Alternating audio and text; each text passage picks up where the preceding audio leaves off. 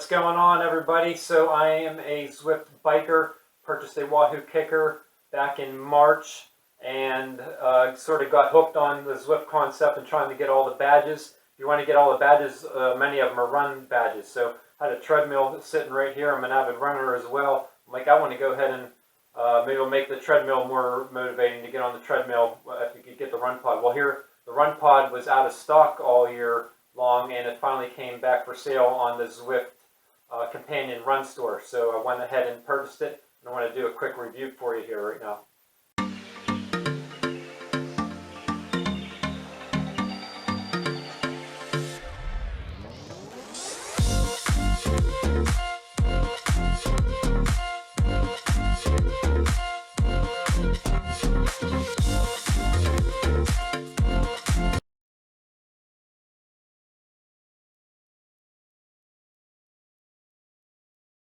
The Zwift Run Pod was only $40–50, real cost effective.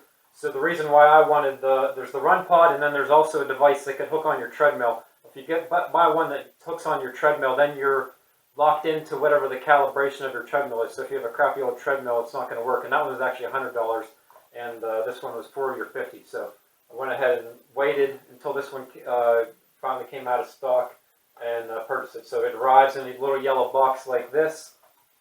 And so it's a little pod like this, or there's a battery inside there. And what you do is you slide your shoelace through the little cap there and twist and turn the cap on.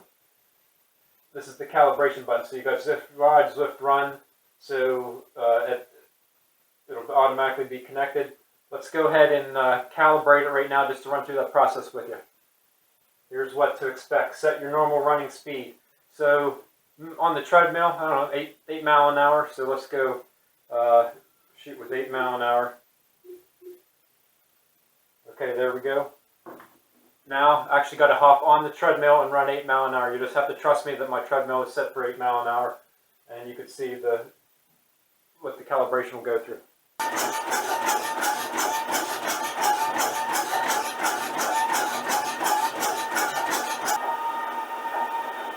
Okay, now it's asking to drop the treadmill speed down to 7.1 mile an hour.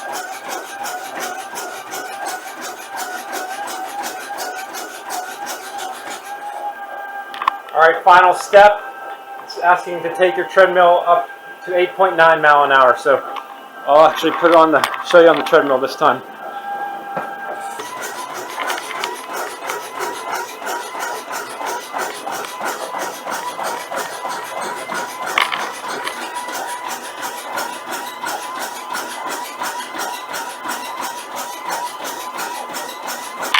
There's the screen there, success. All ready to go. All right, let's go ahead and check the accuracy of the Zwift Run Pod. So I'm going to put the treadmill on 8.0, and I have screen mirrored on the TV Zwift Run, and you can see up at the top if it's running 8 mile an hour. So I'll try to hold the camera in my hand, may bump around a little bit. We'll give it a try.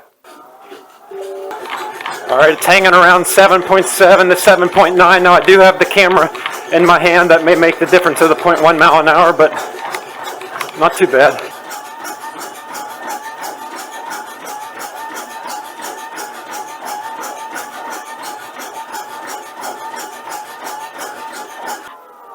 All right, there you go. I don't know if the camera was you're able to see the screen very well, but it went to 8.0. So it's plus or minus 0.1. So very pleased with the accuracy at mid-running pace. Let's go ahead. Let's try to bump the treadmill up to 12 mile an hour now. See if it could hold the accuracy.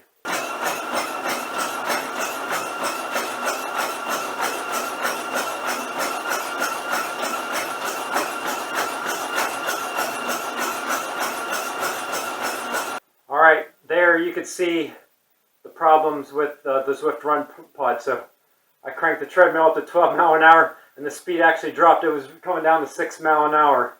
So it kind of sinks. There's one extra badge credit where if you could run a sub 5 minute mile on the treadmill, you get the badge. So crank the treadmill up, and the speed actually drops on you. So it's not accurate at high speeds, unfortunately.